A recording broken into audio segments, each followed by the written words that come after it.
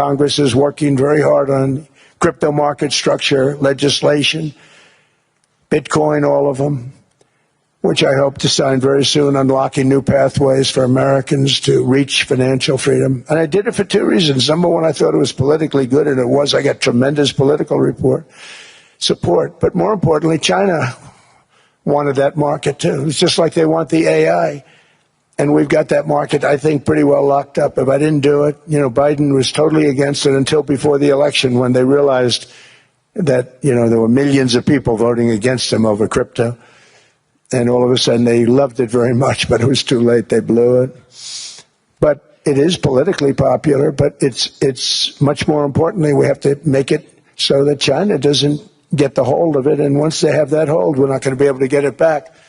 So I'm honored to have done it. Finally, I've instructed government-backed institutions to purchase up to $200 billion in mortgage bonds to bring down interest rates. And I'll be announcing a new Fed chairman in the not-too-distant future. I think he'll do a very good job. See, I gave away some of it. He did give that away. So we have something, got something, but somebody that's very respected. They're all respected. They're all great. Everyone that I interviewed is great. Everyone could do, I think, a fantastic job.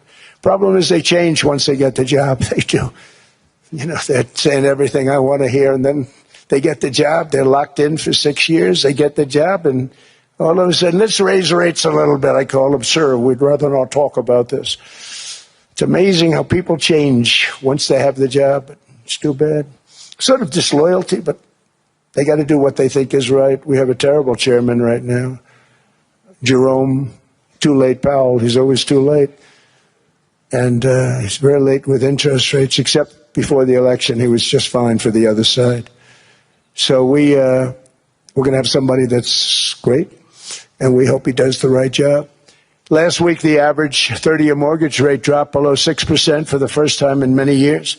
Another major factor in driving up housing costs was the mass invasion of our borders. And I have to say one thing about housing, because nobody ever says this. I am very protective of people that already own a house, of which we have millions and millions and millions. And because we have had such a good run, the house values have gone up tremendously. And these people have become wealthy.